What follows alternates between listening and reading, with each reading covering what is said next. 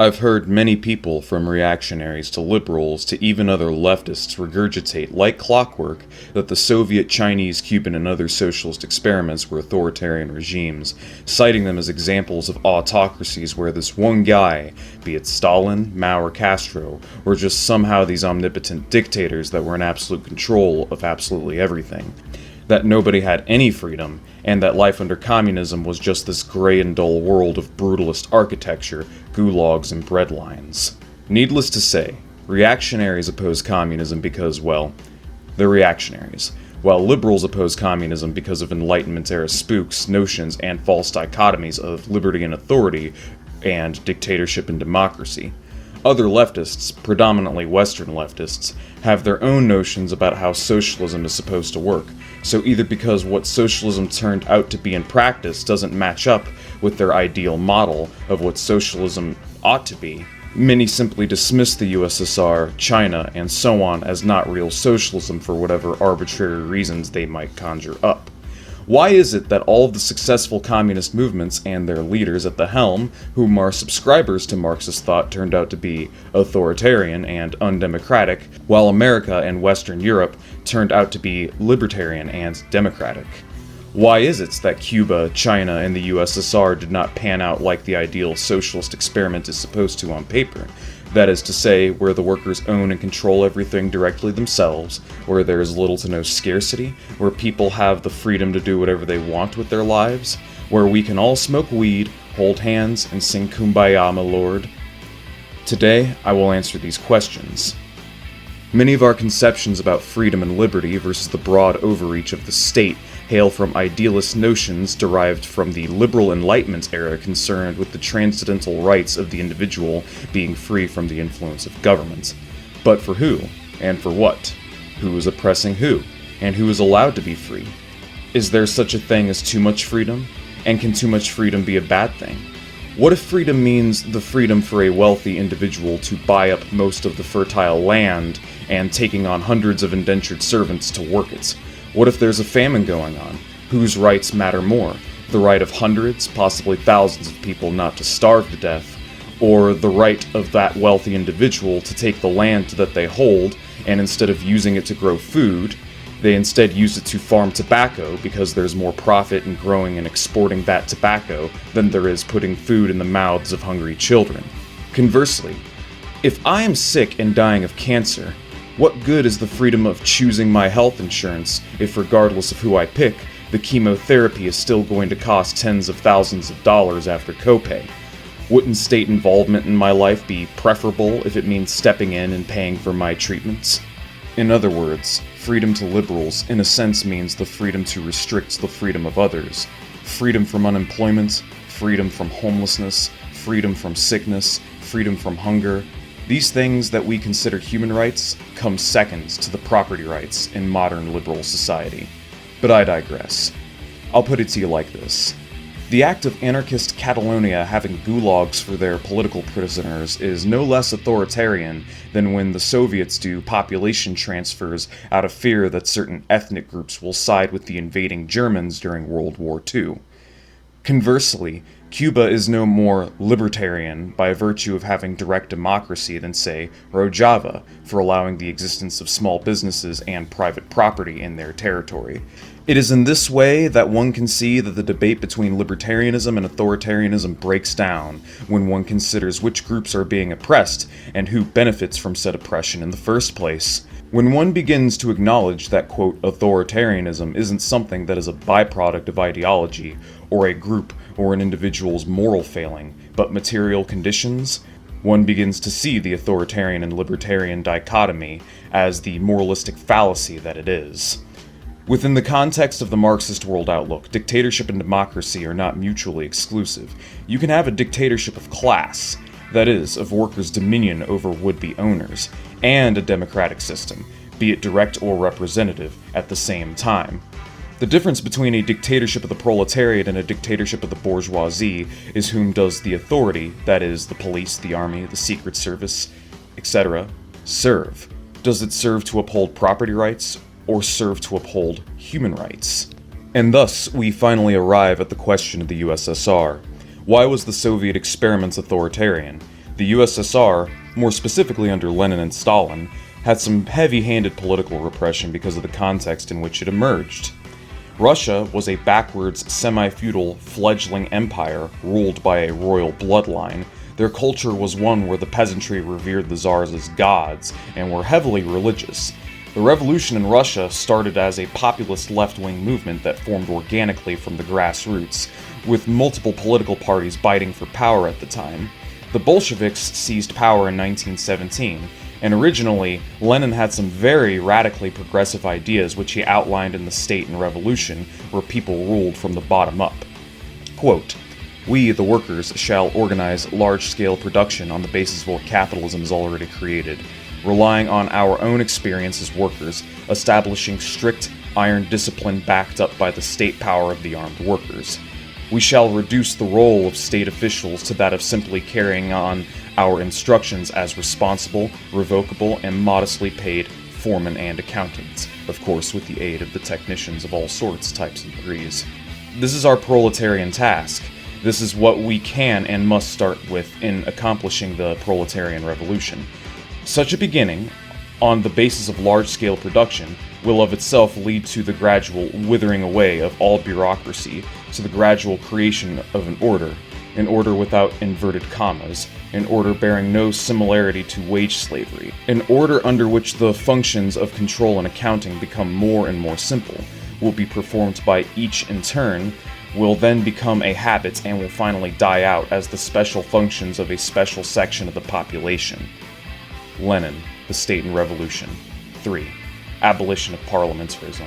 However, due to Russia's backwardness and large swaths of the population still living as agrarian subsistence farmers, due to the lack of built-up productive forces, as well as the failure of the Western European revolutions, and lack of education, a litany of factors compounded onto one another that would dash hopes a rapidly withering state as originally envisioned by Lenin after the October Revolution. Quote, "It was at this point that Lenin realized that the promises of 1917 were incompatible with the preservation of the new regime. Allowing workers and peasants to control their factories and fields and encouraging anti-bourgeois pogroms was only fueling economic chaos. Food supplies suffered from the expropriation of the gentry's land and the breakup of large estate. Meanwhile, workers used workers' control to benefit their own factories, rather than the economy as a whole, and harassed the hated managers and engineers. Labor discipline collapsed. A problem only worsens by food shortages. The ranks of the unemployment swelled, and the opposition to the Bolsheviks and the Soviets grew rapidly. It had become very clear in early 1918, as it had in France in 1793, that the goals of the popular and elite revolutionaries were diverging. But Lenin abandoned his short-lived radical Marxism for a severe modernist version. In March-April 1918, he announced his retreat from the commune state and the citizens' militia model of socialism. Quote, "The Russian worker was a bad worker compared with people in the advanced countries that could not be trusted with workers' democracy." Unquote, unquote. Priestland, The Red Flag, page 93 to 94. The issues of the shortages and economic instability was further exasperated by the fact that some of the workers' cooperatives were competing with one another, and some of them were even outright selling their factories off to private owners. And then the Civil War begins in 1918, and you had the White Russians with the backing of the British, whom were still loyal to the Tsars, going around raiding and pillaging villages, as well as the joint invasion of 14 colonial powers to aid the Whites against the Reds. It had become clear that the conditions were not ripe for decentralization and the withering away of the state, and as a result, compromises had to be made, and the Bolsheviks had to walk back on some of their original promises, and so they centralized power, established hard economic planning, introduced tailoring and labor discipline, and instituted war communism. Mercenary armies, destruction of the productive facilities of the society, more invasion, more sabotage, economic boycott, economic embargo, monetary embargo, technological embargo, which have distorting effects upon a society.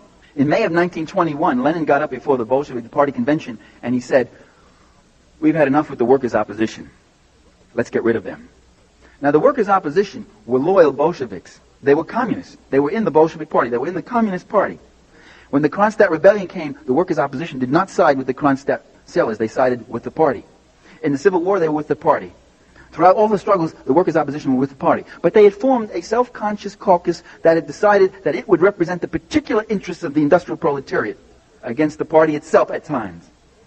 And after all this invasion, all this destruction, all this terrible death and struggle, where Lenin once said Soviet Russia is like a man with a death fever just hanging on by an inch of his life, after all that, Lenin turned and said, we've had enough opposition. The feeling very much was that that opposition was a wedge, an opening. It invited our enemies, our mortal enemies, to come in and attack us and divide us.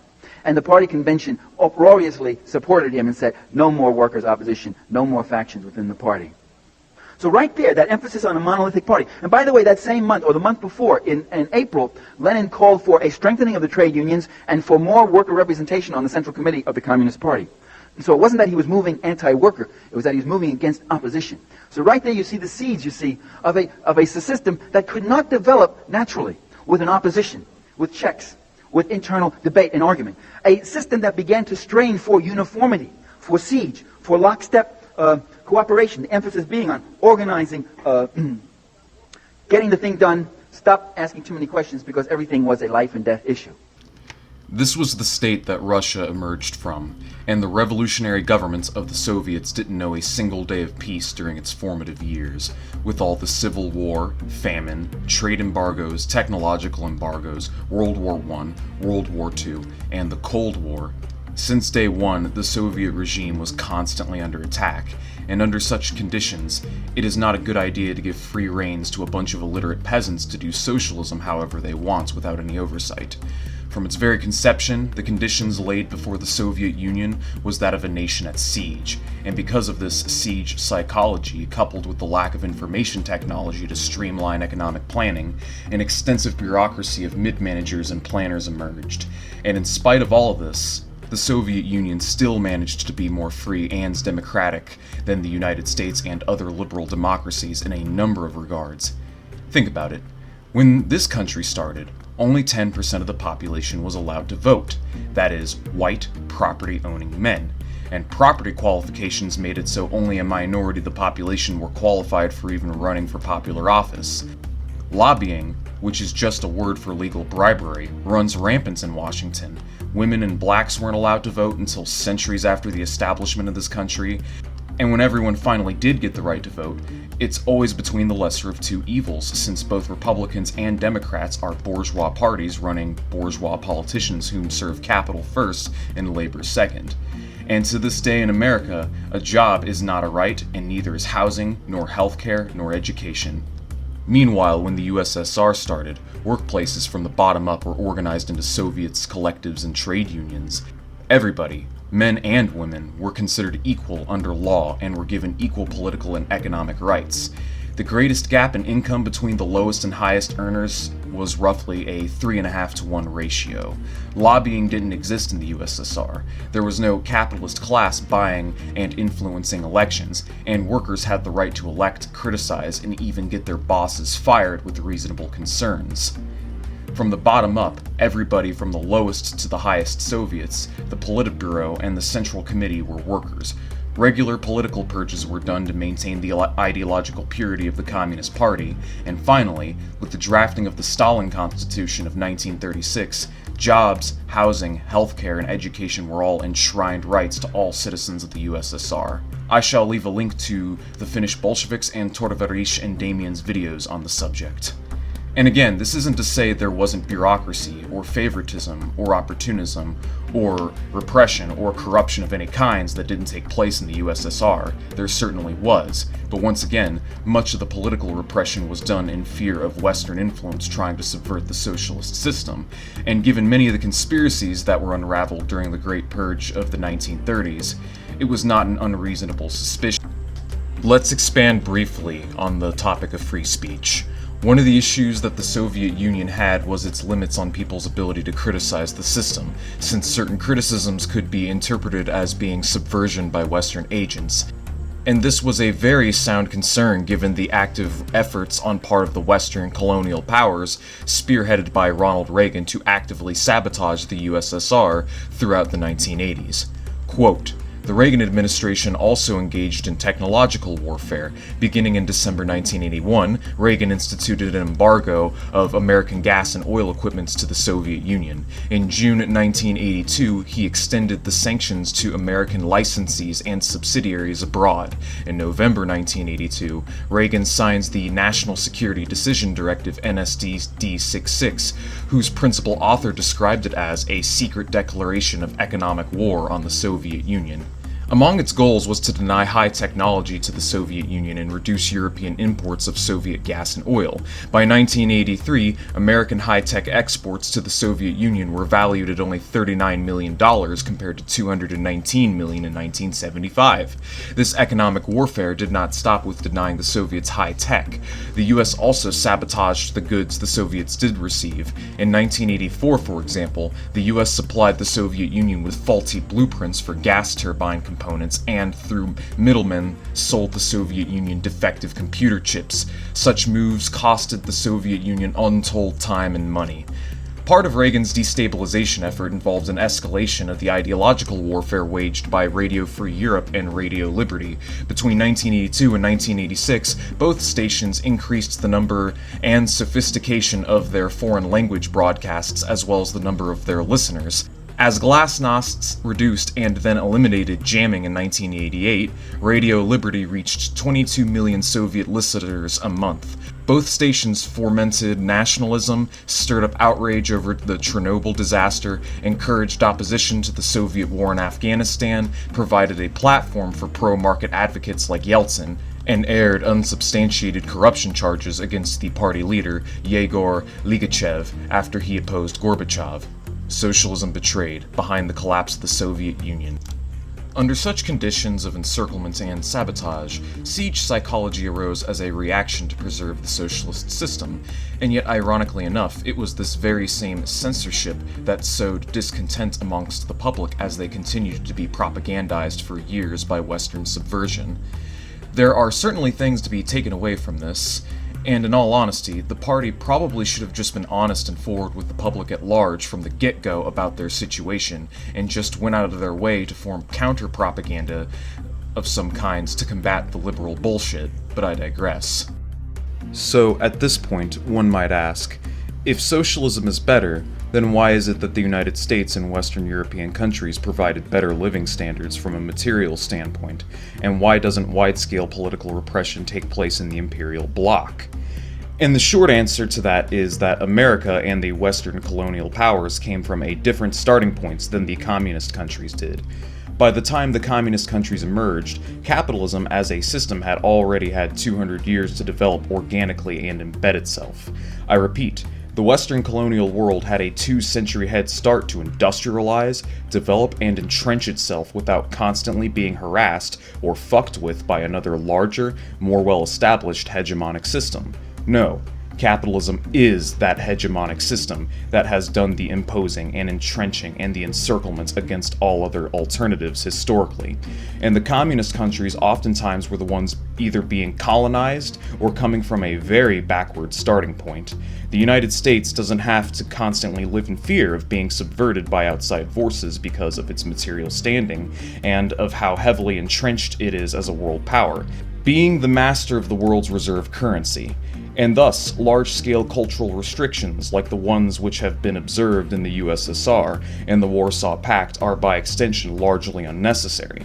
And another one of the reasons why this is because of the way that the capitalist countries manufacture consent through propaganda and ruling class ideology. Through decades of bombarding Western workers with liberal propaganda and ruling class ideology, as well as anti-communist propaganda, the powers that be have convinced the general public in the legitimacy of the capitalist system, and thus political dissent is tolerated, since those with all the wealth and power are able to simply drown it out in the media, possessing control over all of the news media outlets, radio stations, and think tanks. They are able to mold and control the narrative while giving people the illusion of choice. And we cannot forget about imperialism as a factor. The Western workers historically have been bought off with the plunder of the Third World, which only acts to further entrench and legitimize ruling class ideology. And as for those other countries, well, they're just not economically free enough, or they're just underdeveloped, or they're just dumb, lazy, inferior, etc. There are many right-wing spooks invoked on the populace to justify the global class divide. Needless to say, liberal ideology and anti-communism have now become as much common sense to Westerners as it was to people in millennia long past that the Earth is flat. The freedoms that we enjoy today are a byproduct of the aforementioned factors unique to the Western imperial bloc. The things that we take for granted, that is, the consumer economy that we enjoy, is a byproduct of unsustainable industrial practices and third world exploitation, be it oil from Iraq, opiates from Afghanistan, lithium from Bolivia, electronics from China, car parts from South Korea, coffee from Colombia, copper from Chile, clothing from Bangladesh, tobacco from Brazil, or chocolate from the slave plantations down in Africa. The first world way of living is made possible both today and centuries past through imperialist domination and, by extension, the creation of the third world.